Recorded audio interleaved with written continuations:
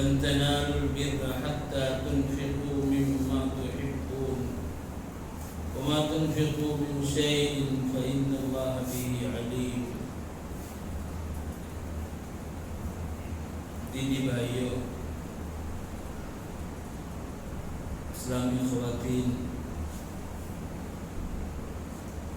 آج آپ نے تراویح کی نماز میں چوتھے پارے کی سماعت کی ہے۔ اس پارے میں سورہ آل عمران ہے۔ سورہ آل عمران کو آپ نے کل بھی کچھ سنا تھا اور آج بھی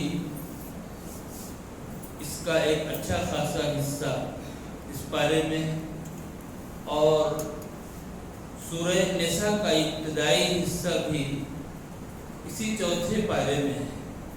اس چوتھے پارے کی پہلی آیت ہے جس کی تلاوت میں نے کی ہے ابھی، لن تنالوا البر حتى تنفقوا مما تحبون۔ تم بر کو، نیکی کو، ثواب کو نہیں پا سکتے یہاں تک کہ تم اس چیز سے خرچ کرو جسے تم پسند کرتے ہو۔ جو چیز تمہیں محبوب ہے اسے اللہ کی راہ میں خرچ کرو۔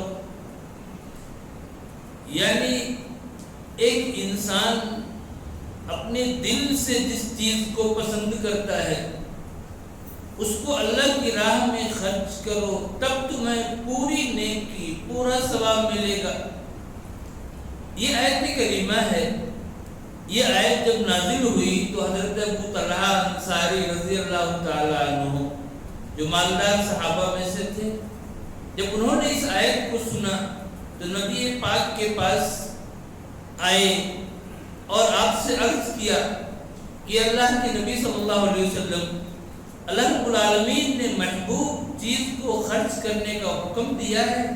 آپ نے کہا کہ ہاں۔ آپ نے آیت سنائی۔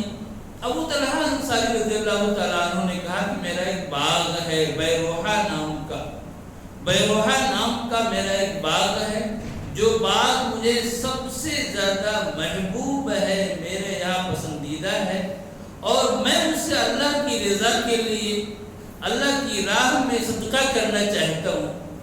رسول اکرم صلی اللہ علیہ وسلم نے سنا تو آپ نے کہا کہ یہ تو بہت ہی قیمتی مال ہے، بہت ہی قیمتی چیز ہے، تو تم اگر صدقہ کرنا ہی چاہتے ہو اس کو تو اپنے رشتہ داروں پر صدقہ کر دو۔ تمہارے جو قرابت دار ہیں، رشتہ دار ہیں اور وہ حاجت مند ہیں، ان پر تم صدقہ کر دو۔ تو انہوں نے اس باغ کو اپنے رشتہ داروں پر صدقہ کر دیا۔ یہ جذبہ تھا صحابہ کے یہاں۔ معلوم یہ ہوا کہ اللہ کی راہ میں محبوب چیز کو خرچ کرنا ہے، اور اس صدقے کے سب سے پہلے حقدار ہمارے قرابت دار ہیں، ہمارے رشتہ دار ہیں۔ اگر وہ حاجت مند ہیں، ضرورت مند ہیں، تو ان پر ہمیں پہلے خرچ کرنا ہے۔ حدیث شریف میں آتا ہے کہ ایک انسان اگر کسی مسکین پر صدقہ کرتا ہے تو اس کو صدقے کا ثواب ملے گا، اور اگر وہ اپنے کسی رشتہ دار پر خرچ کرتا ہے جو ضرورت مند ہے، حاجت مند ہے، تو اس کو صدقے کا ثواب بھی ملے گا اور صلہ رحمی کا ثواب بھی ملے گا۔ دونوں چیزوں اس کو حاصل ہوگی۔ اس لیے ایک انسان کو یہ چاہیے کہ اپنے رشتہ داروں کا خاص طور سے خیال رکھے۔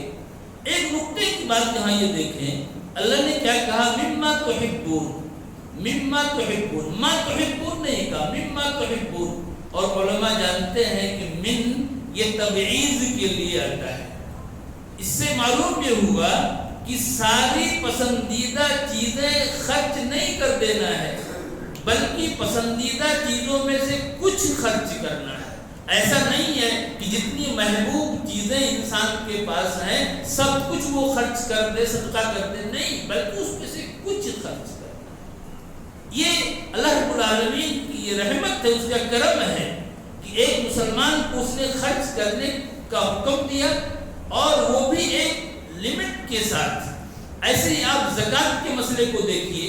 زکوٰۃ کو اللہ نے فرض کیا ایک مالدار مسلمان کے اوپر، جو صاحب نصاب ہے اس میں بھی کیا ہے بہت تھوڑا سا اللہ نے لیا، بہت تھوڑا۔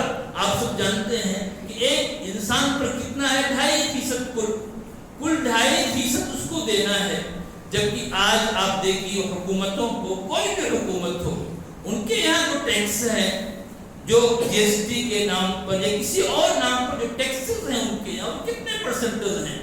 10%، 15%، 20%، اس سے بھی اوپر۔ تو جانتے ہیں اس چیز کو، حکومتوں کے ٹیکس کو دیکھیے، اور اللہ رب العالمین نے جو زکوٰۃ کو فرض کیا ہے وہ کیا صرف 2.5%۔ دوسرا فرق دیکھیے، حکومت جو ٹیکس لیتی ہے ایک انسان سے تو وہ ٹیکس اس کے انکم میں لیتی ہے، جو بھی آپ کا انکم ہے اس میں آپ کو ٹیکس دینا ہے۔ اللہ رب العالمین نے ایک مسلمان پر اس کے انکم میں زکوٰۃ کو فرض نہیں کیا، بلکہ اس کی بچت پہ فرض کیا ہے۔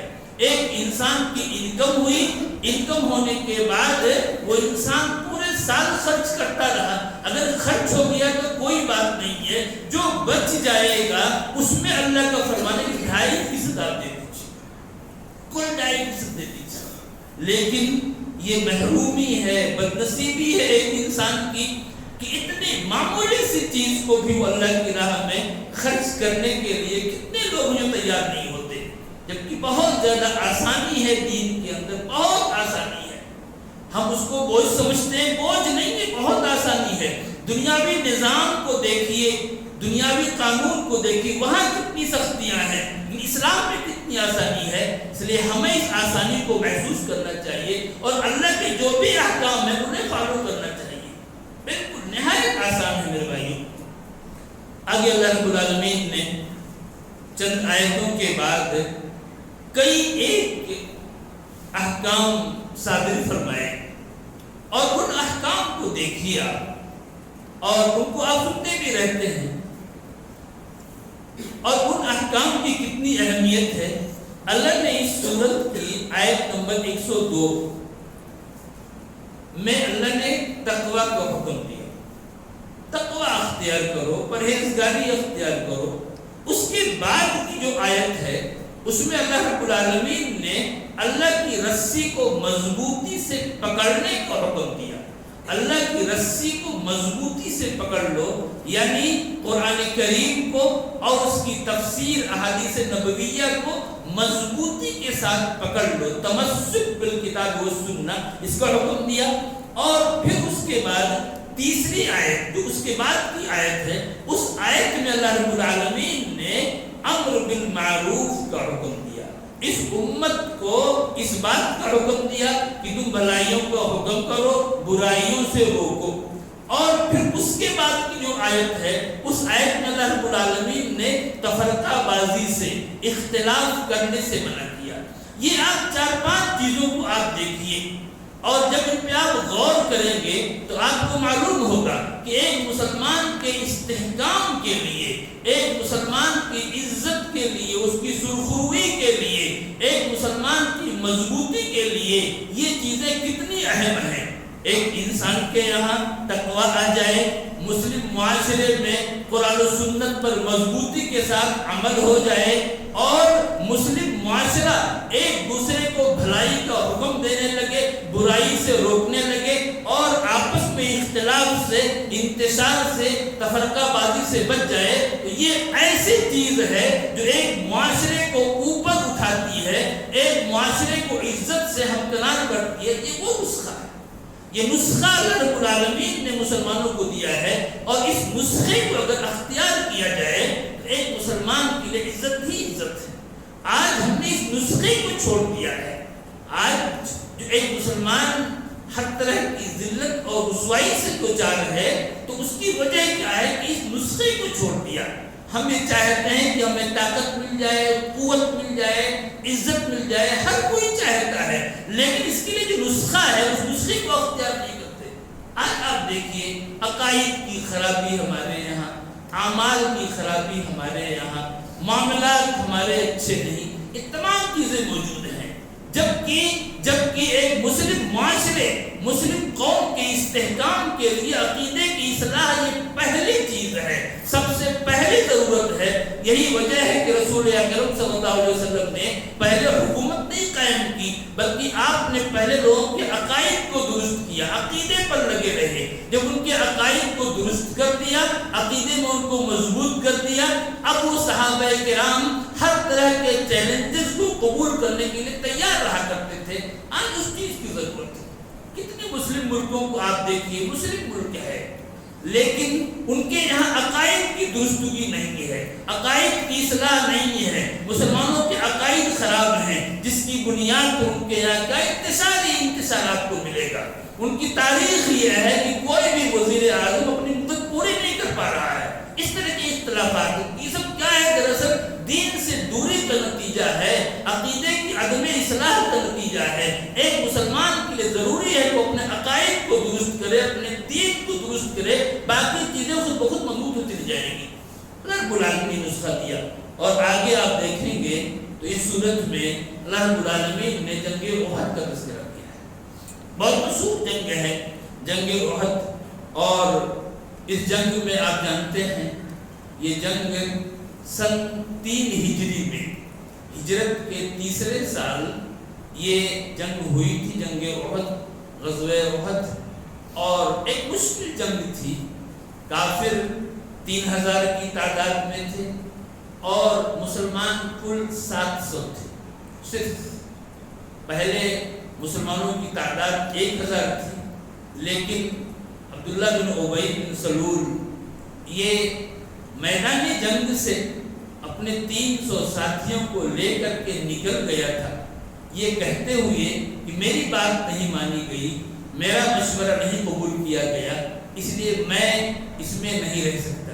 اب مسلمان صرف 700 بچے تھے، ان کے پاس سامان بھی کم تھا، اس کے مقابلے میں کافروں کی فوج یہ 3000 کی فوج تھی اور پوری تیاری کے ساتھ آئی تھی۔ رسول اکرم صلی اللہ علیہ وسلم نے اپنے صحابہ کے ساتھ فوج کی ترتیب دی آپ نے، اور چونکہ آپ ایک بہترین قائد تھے اور جنگی اصولوں میں آپ کو مہارت تھی، اور آپ نے جنگ شروع کرنے سے پہلے آپ نے اس کی جو کمزور جگہ تھی جہاں سے دشمن کا اٹیک ہو سکتا تھا اس کو آپ نے محسوس کر لیا تھا، بھانپ لیا تھا، اور چنانچہ آپ نے اپنے صحابہ میں سے 50 لوگوں کو سلیکٹ کیا اور ان 50 ماہر تیر اندازوں سے کہا کہ آپ کو اس پہاڑی پر فلاں جگہ آپ کو رہنا ہے، اگر دشمن نے پیچھے سے حملہ کیا تو آپ ان کا مقابلہ اپنے تیروں کے ذریعے کریں گے، باقی ادھر آگے جو فوج ہے اس فوج سے آپ کو کوئی مطلب نہیں ہے، وہ جنگ جیت جائے تو ہار جائے تو آپ کو اس کی طرف نہیں آنا ہے، آپ کو اپنا مورچہ سنبھالنا ہے۔ یہاں تک کی روایتوں میں آتا ہے کہ اگر تم یہ دیکھنا کہ ہمیں چڑیا اچک لے جا رہی ہے تب بھی تم اپنی جگہ نہ چھوڑنا۔ یہ تعلیم تھی رسول اکرم صلی اللہ علیہ وسلم کی۔ جنگ شروع ہوئی اور مسلمان جنگ جیت گئے، یہاں تک کہ کافر بھاگنے لگے، کافر بھاگ رہے تھے، ان کی عورتیں بھاگ رہی تھیں، اپنے کپڑوں کو سمیٹ کر کے بھاگ رہی تھیں، حدیث میں آتا ہے۔ اور جب ان تیر اندازوں نے دیکھا کہ اب تو جنگ کا فیصلہ ہو چکا ہے، لوگ مال غنیمت کو سمیٹ رہے ہیں، تو اب ان کے درمیان اختلاف ہو گیا۔ اختلاف کیا ہوا؟ ان میں سے اکثریت نے یہ کہا، اکثر لوگوں نے کہا کہ اب تو یہاں رہنے کی ضرورت نہیں ہے، جنگ کا فیصلہ ہو گیا، جس مقصد سے آپ نے ہمیں یہاں بٹھایا تھا اب وہ مقصد پورا ہو چکا ہے، لہذا ہمیں یہاں سے ہٹ جانا چاہیے۔ وہیں پر کچھ لوگ تھے جنہوں نے کہا کہ نہیں، جب تک رسول اکرم صلی اللہ علیہ وسلم کا آرڈر دوسرا نہ آ جائے اس وقت تک ہمیں یہاں رہنا چاہیے۔ یہ اختلاف ہوا اور اس اختلاف کے بعد 40 لوگ وہاں سے ہٹ گئے، اپنی جگہ چھوڑ دی انہوں نے، صرف 10 لوگ وہاں بچے اس پہاڑی کے اوپر۔ خالد بن ولید رضی اللہ تعالیٰ عنہ اس وقت مسلمان نہیں ہوئے تھے، کافر تھے اور بہت بڑے ماہر تھے جنگی اصولوں کے، وہ اس جگہ کو بار بار دیکھ رہے تھے اور کئی بار انہوں نے کوشش کی تھی اس طرف سے حملہ کرنے کی، لیکن وہ کامیاب نہیں ہوئے تھے۔ جب انہوں نے دیکھا کہ اب یہاں تیر اندازوں نے جگہ اپنی چھوڑ دی ہے تو وہ اپنے 200 گھوڑ سواروں کے ساتھ پیچھے سے حملہ آور ہوئے۔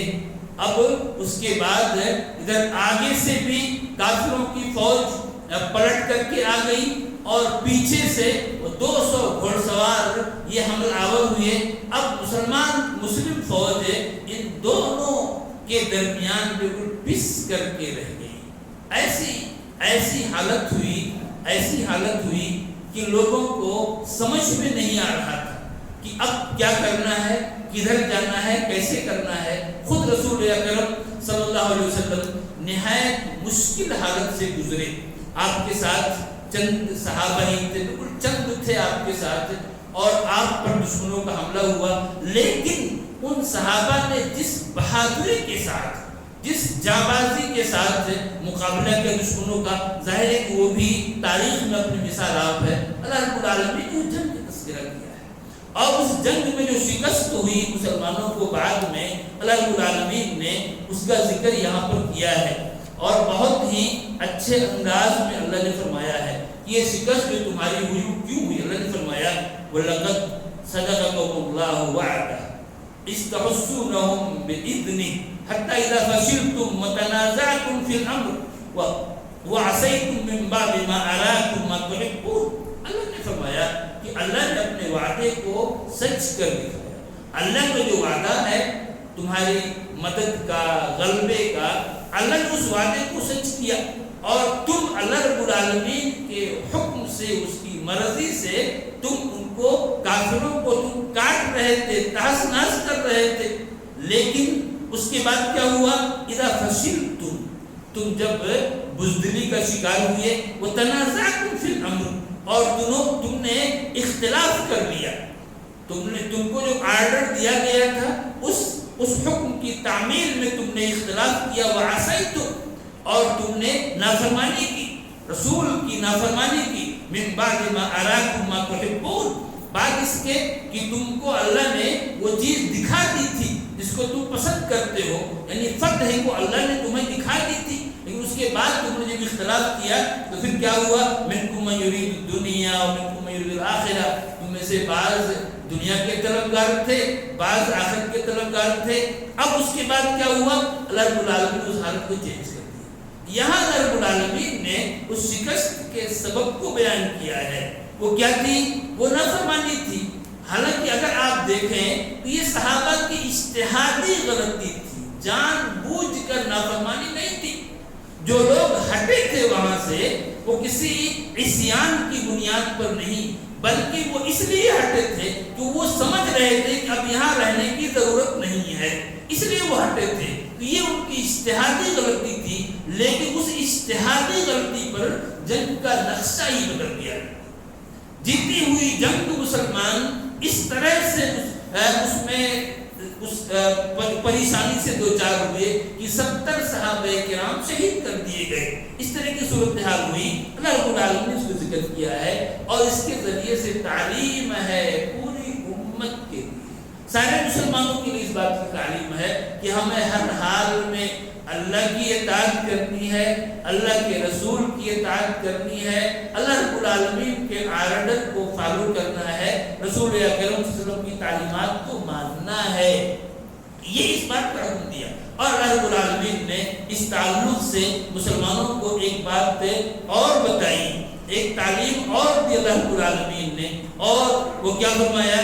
وما كان لنفس ان تموت الا باذن اللہ، کسی بھی کوئی بھی جاندار اللہ کے حکم کے بغیر مر نہیں سکتا، اللہ کے حکم کے بغیر مر نہیں سکتا۔ کتاب مؤجلہ، ایک انسان کی زندگی، اس کی موت ایک مقرر، ایک مقررہ چیز ہے، اس میں کوئی تبدیلی ہو نہیں سکتی۔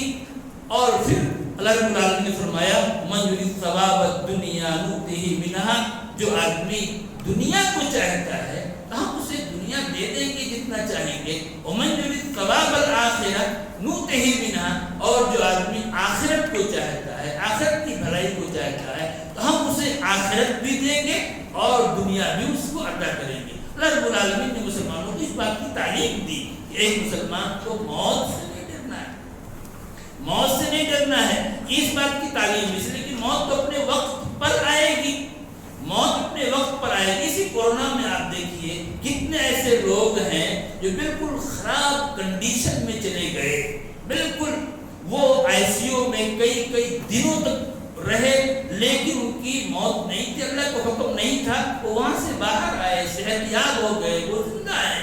اور کتنے ایسے لوگ ہیں جن کو 2 دن 3 دن فیور آیا اور پھر وہ اللہ وہی دنیا سے چلے گئے. اس طرح کی صورتحال ہے. اس لیے ایک انسان کو ایک مسلمان کو موت سے نہیں ڈرنا. ایک چیز فطری ہے, نیچرل ہے, لیکن وہ اپنی جگہ پر ہے, لیکن موت سے ڈرنے سے زیادہ ایک مسلمان کو اللہ سے ڈرنا چاہیے. ایک انسان اللہ سے ڈرے, اپنے معاملات کو صاف رکھے, اللہ رب العالمین سے اپنے رشتے کو مضبوط رکھے, جو بھی اس کے معاملات ہیں لوگوں کے ساتھ ان معاملات کو وہ ٹھیک رکھے, اللہ سے ڈرے. اس لیے کہ موت تو اپنے وقت پر آ کر کے رہے گی, اس لیے اس سے بہت زیادہ ڈرنے کی, بہت گھبرانے کی ضرورت نہیں ہے ایک مسلمان کو خاص طور سے. اور جب ایک انسان اللہ سے ڈرے گا تو پھر وہ اللہ کی طرف بھاگے گا. وہ کیا فرمایا اللہ نے, وَسَارِعُوا إِلَىٰ مَغْفِرَةٍ مِّن رَّبِّكُمْ, تم بھاگو, جلدی کرو تم اپنے رب کی مغفرت کی طرف, وَجَنَّةٍ عَرْضُهَا السَّمَاوَاتُ وَالْأَرْضُ, اور اس جنت کی طرف جس کی چوڑائی آسمان و زمین کے برابر ہے. اس جنت کی طرف, اتنی لمبی چوڑی جنت اللہ نے بنائی ہے. آپ یہ آسمان دیکھ رہے ہیں, یہ زمین دیکھ رہے ہیں, ان آسمان و زمین کے برابر اس کی چوڑائی ہے. اعدت للمتقین, جو جنت ہے پرہیزگاروں کے لیے بنائی گئی ہے, ہر ایک کے لیے نہیں. بہت مشکل ہے جنت تک پہنچنا, اس کے لیے بہت محنت کی ضرورت ہے. وہ پرہیزگاروں کے لیے بنائی گئی وہ جنت ہے. اور ایک انسان کی سب سے بڑی کامیابی یہ ہے کہ اس کو جنت مل جائے, وہ جہنم سے بچ جائے, یہ سب سے بڑی کامیابی ہے. اور بعض مفسرین نے لکھا ہے کہ ایک انسان کی کتنی بڑی بدنصیبی ہے کہ اتنی لمبی چوڑی جنت جو آسمان و زمین کے برابر ہے, اس جنت میں ایک انسان کو پاؤں رکھنے کی جگہ نہ مل سکے. یہ کتنی بڑی بدنصیبی اور محرومی ہے ایک انسان کے لیے. اللہ نے کہا کہ اس جنت کی طرف بھاگو جو متقیوں کے لیے ہے. اور متقی کون ہے, پہلے بھی بات آئی ہے, یہاں پہ اللہ نے فرمایا الذین ينفقون فی السراء والضراء. متقی کون لوگ ہیں, جو خوشحالی میں, بدحالی میں, دونوں حالتوں میں اللہ کی راہ میں خرچ کرتے ہیں. تنگی ہے تب بھی خرچ کیا, کشادگی ہے تب بھی خرچ کیا. والکاظمین الغیظ, اور وہ غصے کو پی جانے والے ہیں. غصہ ایک انسان کو آتا ہے, کسی بھی انسان کو, یہ بالکل نیچر ہے ایک انسان کا, نیچرل چیز ہے. غصہ آئے گا اس کو, ایسا نہیں کہ غصہ نہ آئے, لیکن اس غصے کو پی جانا یہ کیا ہے, بڑی فضیلت اور بڑی کمال کی چیز ہے. والعافین عن الناس, اور وہ لوگوں سے لوگوں کو معاف کرنے والے ہیں. یہ صفتیں جن کے یہاں ہوں وہ لوگ کیا ہے, متقی ہیں, پرہیزگار ہیں. غصے کو پی جانا, اللہ کی راہ میں خرچ کرنا, بہت بڑی صفت ہے. یہ حدیث شریف میں آتا ہے کہ لیس الشدید بالسرعہ, بہادر وہ نہیں ہے جو دوسرے کو پچھاڑ دے. ایک ولکن الشدید الذی یملک نفسہ عند الغضب, بہادر وہ انسان ہے جو غصے کے وقت اپنے آپ پر کنٹرول رکھے, غصے کے وقت وہ اپنے آپ پر قابو رکھے. وہ انسان کیا ہے, بہادر ہے. وہ انسان بہادر نہیں حقیقی جس نے میدان میں اتر کر کسی کو پچھاڑ دیا, اس کو زیر کر دیا, نہیں.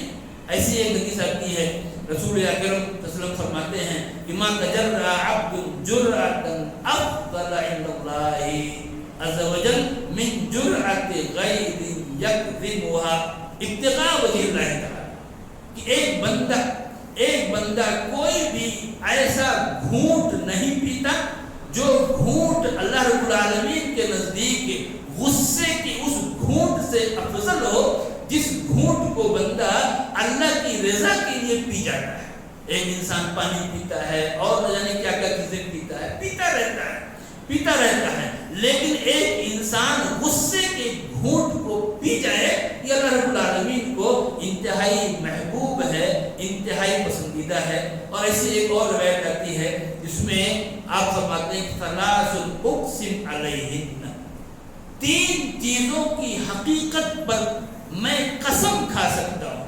پھر آگے آپ نے فرمایا ان 3 چیزوں کے بارے میں، ایک چیز تو یہ کہ صدقے سے مال میں کمی نہیں ہوتی، ایک بات یہ۔ دوسری بات یہ فرمائی آپ نے کہ ایک انسان کے یہاں جتنا ہی زیادہ معاف کرنا جتنا ہی پایا جائے گا، یعنی عفو اور درگزر کی صفت جتنی ہی ہوگی، اللہ رب العالمین اس کو اتنا ہی عزت دے گا، اس کے مقام کو بڑھائے گا۔ اور جو انسان، تیسری چیز، ایک انسان اللہ کے لیے جتنا ہی تواضع اختیار کرے گا، اللہ تعالیٰ اس کو اتنا ہی بلند کرتا جائے گا۔ یہ صفات ہیں ایک مومن کی، ایک متقی کی، جس کے لیے اللہ رب العالمین نے اپنی اس جنت کو بنائی ہے۔ ہمیں ان صفات کو اپنے اندر پیدا کرنے کی ضرورت ہے، اور جو بھی احکام ہیں اللہ رب العالمین کے، ان احکام کو پورے طور پر فالو کرنے کی، ان کو ماننے کی ضرورت ہے۔ اور اس بات پر ہمارا پورا یقین ہو کہ یہ موت، یہ زندگی سب اللہ کے ہاتھ میں ہے۔ اللہ جب چاہے گا، جس طرح سے چاہے گا اور جس حالت میں چاہے گا وہ لے کر کے جائے گا۔ ہمارے یہ عقیدہ ہو، ایمان ہو، اس لیے ہمیں ہر طرح سے پورا بھروسہ اللہ پر ہو۔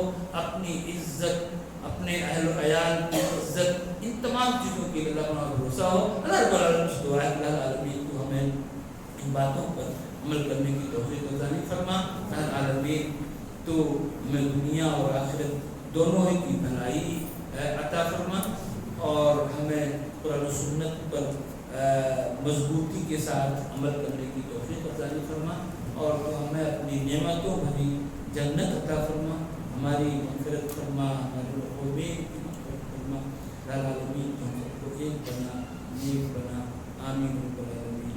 صلی اللہ علیہ نبینا محمد وعلی آلہ وصحبہ وسلم تسلیما کثیرا۔ السلام علیکم ورحمۃ اللہ وبرکاتہ۔